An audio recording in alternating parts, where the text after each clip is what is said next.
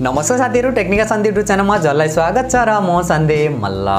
So guys finally Realme ले धेरै समयपछि चाहिँ आफ्नो एउटा बजेट स्मार्टफोन Realme C25y लाई चाहिँ छिटै नै नेपाली बजारमा लन्च गर्ने तयारी गरिरहेको छ। सो आज यसैको बारेमा चाहिँ कुरा गर्ने छु के फिचर स्पेसिफिकेसन देख्न मिल्छ र हाम्रो नेपाली बजारमा के कति प्राइसमा लन्च हुँदैछ र हजुरहरुका लागि चाहिँ यो स्मार्टफोन कतिको राम्रो रहेको छ सम्पूर्ण जानकारी दिनेछु र भिडियो अन्तिमसम्म हेर्नु होला।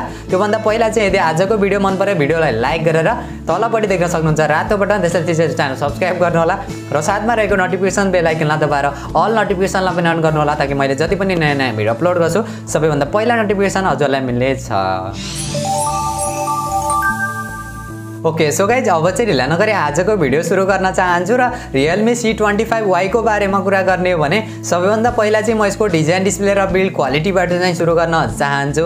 6.5 इन्चको HD+ IPS LCD डिस्प्ले देख्न मिल्छ 20.9 एक्सपेक्ट रेशियोका साथ 269 को चाहिँ PPI पिक्सल डेन्सिटी देख्न मिल्दैछ 360 निटको चाहिँ टिपिकल ब्राइटनेस देख्न मिल्दैछ भने 420 निटको चाहिँ पिक ब्राइटनेस देख्न मिल्दैछ। अगाडिपट्टिको डिजाइन चाहिँ ग्लासको देख्न मिल्छ तर कुन ग्लासले चाहिँ प्रोटेक्सन गरिएको छ यो कुरा चाहिँ कहीँ पनि मेन्सन गरेको छैन।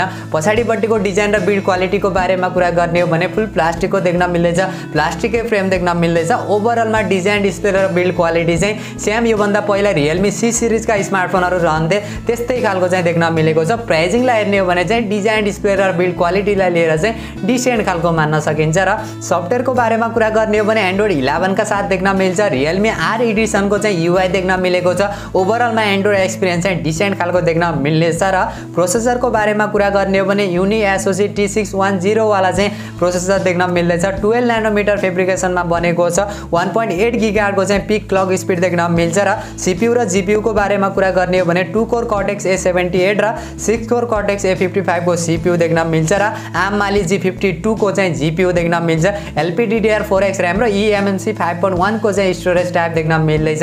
रिड एन्ड राइट को एक्सपिरियन्स चाहिँ डिसेन्ट खालको देख्न मिल्नेछ र ओभरअलमा यो प्रोसेसरको बारेमा र यसको गेमिङ परफर्मेन्सको बारेमा कुरा गर्ने हो भने जुन प्राइसमा इन्डियन बजारमा लन्च भएको थियो 3 महिना अगाडि चाहिँ लन्च भएको थियो र जुन प्राइसको नेपाली बजारमा हामीले एक्सपेक्ट गरेका छौं त्यो प्राइसिङलाई हेर्ने हो भने त्यस्तो नराम्रो पनि भन्न मिल्दैन र त्यस्तो राम्रो पनि रहेको छैन। डिसेन्ट खालको चाहिँ गेमिङ परफर्मेन्स देख्न मिल्नेछ र क्यामेराको बारेमा कुरा गर्ने हो भने पछाडिपट्टि तीनवटा क्यामेरा देख्न मिलेको छ जो मेन क्यामेरा चाहिँ 50 मेगापिक्सल, सेकेन्ड र थर्ड क्यामेरा चाहिँ 22 मेगापिक्सलको एउटा माइक्रो सेन्सर र अर्को चाहिँ ब्ल्याक एन्ड व्हाइट सेन्सर देख्न मिलेको छ।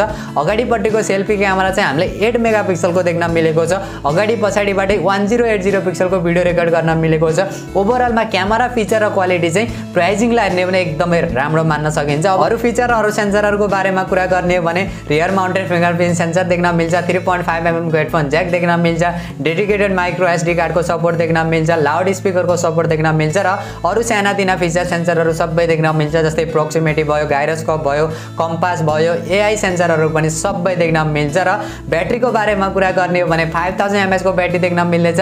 18 वाट को charger USB type C port का साथ ब्याट्री ब्याकअप पनि हामीले एकदमै राम्रो देख्न मिल्नेछ र भेरिएन्टको बारेमा कुरा गर्ने हो भने दुईवटा भेरिएन्टका साथ देख्न मिल्नेछ 4GB 64GB र 4GB 128GB का साथ। र नेपाली प्राइसको बारेमा कुरा गर्ने हो भने चाहिँ अहिले नेपाली बजारमा लन्च भइसकेको त छैन तर जुन प्राइसको हामीले एक्सपेक्ट गरेका छौं त्यही प्राइसमा नै लन्च हुन्छ भन्ने चाहिँ आशा राख्दछौं। जो यसको बेस भेरिएन्ट चाहिँ लगभग हामीले 18000 मा देख्न मिल्नेछ भने यसको हायर भेरिएन्ट चाहिँ 20000 को चाहिँ एक्सपेक्ट गरेको छ किनभने इन्डियन बजारमा चाहिँ 12000 मा लन्च भएको थियो। इन्डियन प्राइस भनेपछि लगभग 18-20 नै हुने गर्दछ। सो Realme ले अहिले हाम्रो नेपाली बजारमा अलिकति एग्रेसिभ प्राइसमा चाहिँ लन्च गर्ने गर्दछ। सो हामीले यही प्राइसको चाहिँ एक्सपेक्ट गर्न सकिन्छ।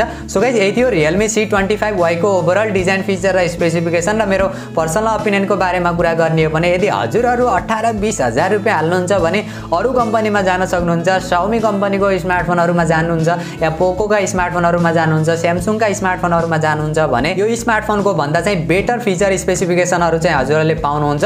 नत्र हैन हजुरहरुलाई Realme कम्पनीको स्मार्टफोन चाहिन्छ, Realme C सिरिजका चाहिँ स्मार्टफोनहरु हजुरहरुलाई अलिकति राम्रो लाग्छ भने चाहिँ मजाले वेट गर्न सक्नुहुन्छ। सो यति भन्दै आजको भिडियो चाहिँ यहाँनिर सकिन्छ। हजुरहरु मध्ये चाहिँ कति जनाले यो स्मार्टफोनलाई वेट गरेर बस्नु भएको थियो त्यो भने कमेन्ट गर्नु होला र यदि आजको भिडियो मन पर्यो भिडियोलाई लाइक गरेर तलपट्टि देख्न सक्नुहुन्छ रातो बटन त्यसलाई च्यानल सब्स्क्राइब गर्नु होला र साथमा रहेको नोटिफिकेसन बेल आइकनलाई दबाएर अल नोटिफिकेसनलाई पनि अन गर्नु होला ताकि मैले जति पनि नयाँ भिडियो अपलोड गर्छु सबैभन्दा पहिला नोटिफिकेसन हजुरलाई मिल्नेछ।